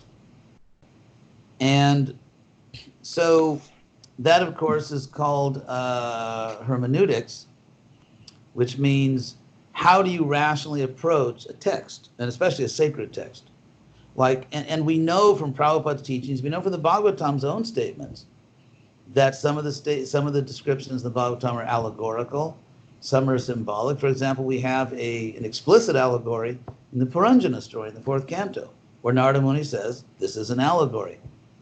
Or, for example, we have the story, I think in the eighth canto, where I think it's the eighth canto, where Rahu swallows the sun and the moon, and that's an eclipse.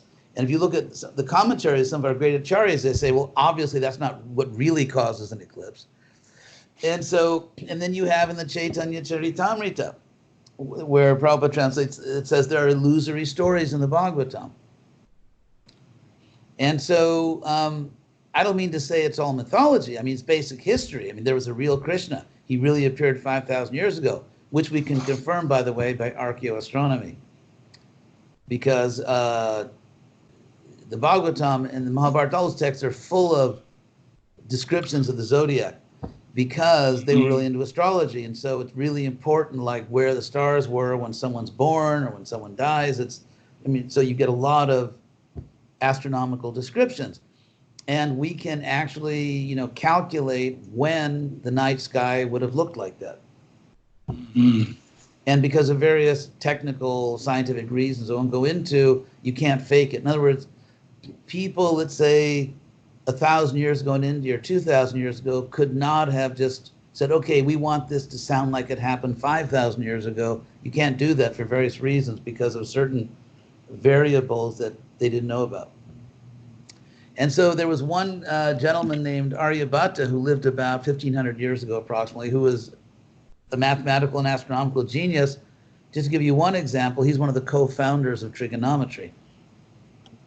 In fact, the terms in trigonometry like sine, cosine, and all those terms that I, tried to avoid in junior high school, they actually are originally from Sanskrit words that he invented. So he's one of the guys that invented trigonometry, smart guy. And there are stars named after him and, science institutes named after him.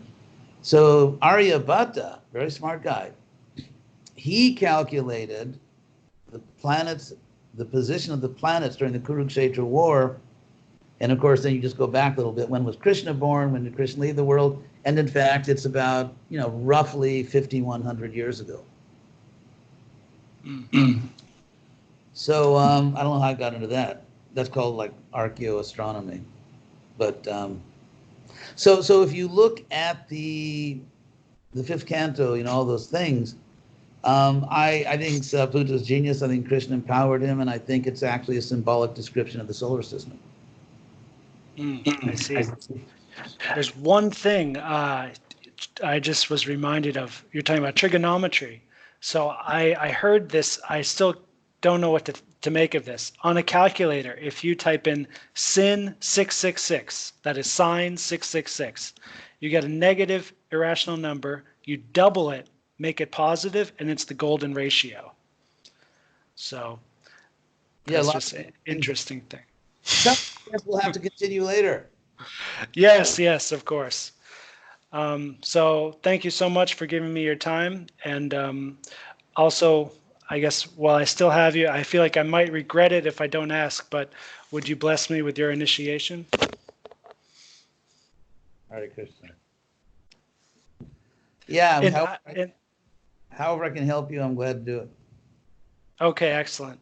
So no rush, no pressure, but I'll come back to America at some point. I'm sure I can find you in the flesh.